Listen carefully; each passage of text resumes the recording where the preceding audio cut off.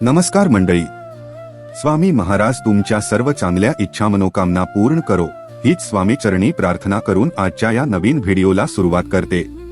मंडळी, ज्योतिषशास्त्र आणि आपल्या प्राचीन परंपरेत तुरटीचे काही खास उपाय सांगितले गेले आहेत, जे योग्य श्रद्धेने केल्यास आयुष्यात सकारात्मक बदल घडवू शकतात, विशेषतः धन, शांती आणि स्थैर्य यासाठी. आजच्या व्हिडिओमध्ये आपण पाहणार आहोत तुरटीचा खडा घरात नेमका कुठे ठेवावा, कोणत्या उपायांनी वास्तुदोष, नजरबाधा आणि घरातील कलह कमी होतो, आणि पैशाशी संबंधित अडचणी दूर होण्यासाठी कोणते उपाय उपयुक्त ठरतात. पैसे टिकत का नाही? आजच्या काळात पैसा कमावणं जितकं महत्त्वाचं आहे, तितकंच तो घरात टिकणंही गरजेचं आहे.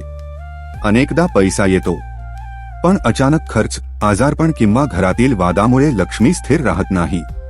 अशा वेळी काही छोटे पण श्रद्धेने केलेले उपाय उपयोगी पडतात. उपाय 1. खिसा पर्ससाठी. जर तुमची पर्स नेहमी रिकामी वाटत असेल तर एक छोटा तुरटीचा खडा घ्या. तो लाल किंवा काळ्या कपड्यात 6 निळ्या फुलांसह उदा गोकर्ण बांधून पर्समध्ये ठेवा.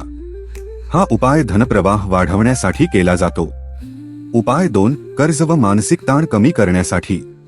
रात्री झोपण्यापूर्वी दात घासल्यानंतर तुरटी मिसळलेल्या पाण्याने चूळ भरा आणि ते पाणी टाकून द्या. हा उपाय फक्त रात्रीच करावा.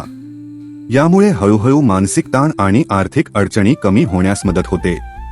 उपाय 3. तिजोरी देवघरासाठी. एका डिशमध्ये तुरटीचा खडा ठेवा. उजव्या हाताने त्यावर 7 वेळा कुंकू लावा. हा खडा तिजोरीत किंवा देवघरात ठेवा. हा उपाय लक्ष्मीची कृपा आकर्षित करण्यासाठी केला जातो. उपाय 4. नकारात्मकता दूर करण्यासाठी. घरातील नकारात्मक ऊर्जा प्रामुख्याने बाथरूम किंवा टॉयलेटमधून येते. एक तुरटीचा खडा मातीच्या पणतीत किंवा काचेच्या बाउलमध्ये ठेवून बाथरूममध्ये ठेवा. यामुळे घरातील वातावरण अधिक सकारात्मक राहते. उपाय 5. व्यवसाय वाढीसाठी.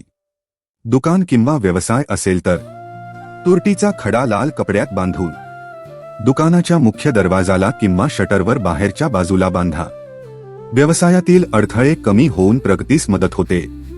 उपाय 6. यशासाठी आंघोळीचा उपाय. कामात अडचणी येत असतील तर आंघोळीच्या पाण्यात थोडीशी तुरटीची पावडर मिसळून आंघोळ करा. यामुळे नकारात्मकता दूर होऊन आत्मविश्वास वाढतो. उपाय 7. मुख्य दरवाजासाठी. मंगळवार, शनिवार किंवा अमावस्येला तुरटीची पावडर लहान पोटलीत भरून मुख्य दरवाजाला किंवा पायपुसणीखाली ठेवा. दर अमावस्येला पोटली बदलावी. शेवट.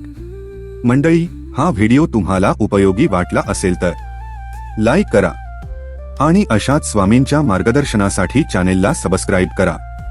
श्री स्वामी समर्थ.